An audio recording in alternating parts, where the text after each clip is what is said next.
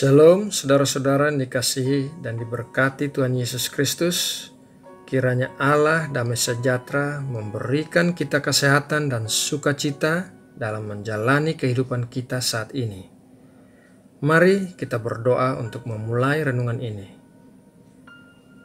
Bapa yang penuh rahmat dan kasih karunia, satu-satunya Allah yang hidup dan yang benar, kami datang merendahkan hati kami untuk menerima benih kebenaran firman-Mu buat kami hari ini. Berkatilah kami dengan roti dan air hidup yang berasal dari sorga. Terima kasih Bapa, dalam nama Tuhan Yesus Kristus kami berdoa dan mengucap syukur. Amin. Saudara terkasih, saya rasa sebagian besar dari kita atau mungkin seluruh orang yang sedang menonton video renungan ini telah menerima Kristus sebagai Tuhan dan Juru Selamat dalam hidupnya. Ini adalah hal yang luar biasa, karena artinya kita telah diselamatkan dari kematian yang kedua, yaitu neraka.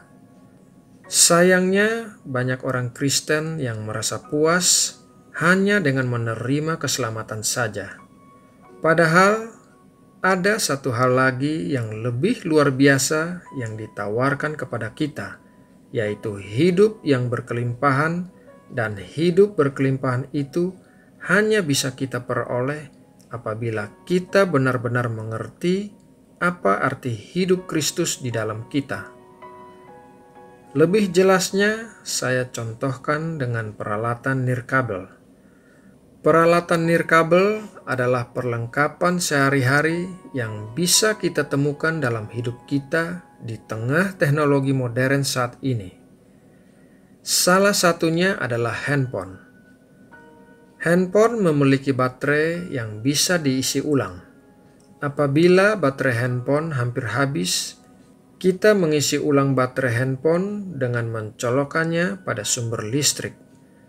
Sayangnya, pada suatu hari nanti, semua peralatan nirkabel ini akan rusak dan dibuang. Allah tidak ingin kita menjalani kehidupan seperti peralatan nirkabel yang suatu saat nanti akan mengalami kerusakan dan akhirnya berhenti bekerja. Oleh karena itu, Allah memberikan Roh Kristus untuk hidup di dalam kita. Mari kita baca dalam Roma 8 ayat 9. Tetapi kamu tidak hidup dalam daging, melainkan dalam roh jika memang roh Allah diam di dalam kamu. Tetapi jika orang tidak memiliki roh Kristus, ia bukan milik Kristus. Saudaraku, mengapa Kristus hidup di dalam kita? Mengapa Kristus tidak berdiri di depan kita supaya Ia dapat memimpin kita, atau di samping kita supaya kita bisa bersandar kepadanya ketika kita lelah, atau di belakang kita supaya siap bila kita memerlukan pertolongan, atau mungkin di bawah kita untuk menggendong kita bila kita tidak sanggup berjalan sendiri? Hal itu adalah karena Kristus adalah satu-satunya yang pernah dan akan terus menjalani hidup yang menyenangkan Allah Bapa. Dan kabar baiknya adalah Kristus menyatakan hidupnya itu melalui kita yang menuntun kita pada suatu hidup yang berkelimpahan. Di dalam Kolose 3 ayat 3-4 mengatakan bahwa sebab kamu telah mati dan hidupmu tersembunyi bersama dengan Kristus di dalam Allah. Apabila Kristus yang adalah hidup kita menyatakan diri kelak, kamu pun akan menyatakan diri bersama dengan Dia dalam kemuliaan. Hidup Kristus di dalam kita melakukan hal-hal yang jauh lebih banyak daripada sekedar keselamatan. Hidup Kristus di dalam kita memampukan kita untuk menjalani hidup kita sehari-hari.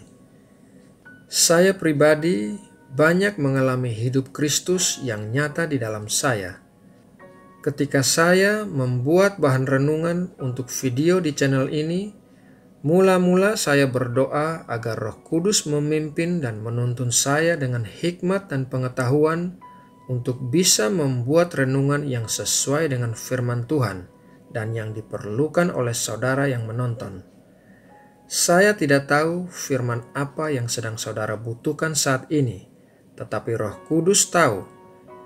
Jadi, Dia akan menuntun saudara dan saya kepada topik renungan yang tepat bagi setiap pribadi. Setelah itu, ketika saya sedang bekerja mengetik di atas keyboard, saya terus berdoa dan berkomunikasi dengan Kristus yang ada di dalam saya, mempercayai bahwa Kristus menuntun saya untuk menyusun kata-kata yang tepat dan memberikan pengertian tentang ayat-ayat Alkitab yang tepat.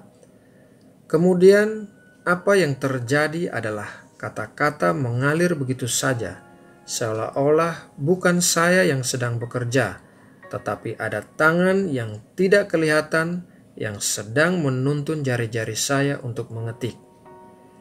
Saya tidak menceritakan hal ini dengan maksud menyombongkan atau menonjolkan diri saya, tetapi saya memberikan contoh nyata hidup Kristus di dalam saya yang menuntun saya dalam kehidupan sehari-hari.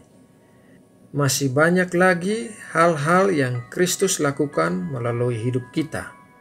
Bukan hanya hamba Tuhan, tetapi setiap orang yang percaya kepada Kristus pasti mengalami hidup Kristus yang mengalir melalui hidup kita. Yang harus kita lakukan untuk menerima hidup berkelimpahan yang Tuhan tawarkan adalah dengan membiarkan hidup Kristus mengalir melalui hidup kita. Jangan berusaha memakai kekuatan sendiri, kepandaian sendiri, tetapi teruslah berkomunikasi dengan Kristus yang ada di dalam kita. Biarkan Dia menuntun kita dalam kehidupan kita sehari-hari. Nah, saudara terkasih, demikianlah renungan hari ini tentang hidup Kristus di dalam kita. Mari kita akan berdoa untuk menutup renungan ini. Ya Tuhan Allah kami yang telah memberikan begitu banyak kasih karunia bagi kami, terima kasih telah mengingatkan kami untuk membiarkan hidup Kristus mengambil alih hidup kami, memimpin kami dalam setiap hal yang kami lakukan, sehingga kami bisa mengalami hidup yang berkelimpahan yang Engkau tawarkan bagi kami. Kami menyadari bahwa hidup kekristenan bukanlah sekedar keselamatan, melainkan masih banyak hal-hal lainnya yang luar biasa yang Engkau berikan bagi kami. Terima kasih untuk kasih-Mu yang besar ya Allah kami. Saat ini kami mau berdoa bagi bangsa dan negara kami Indonesia. Berkatilah Indonesia ya Bapa, berkatilah pemimpin-pemimpin negara kami. Terima kasih ya Bapa, dalam nama Tuhan Yesus Kristus kami berdoa dan mengucap syukur. Amin.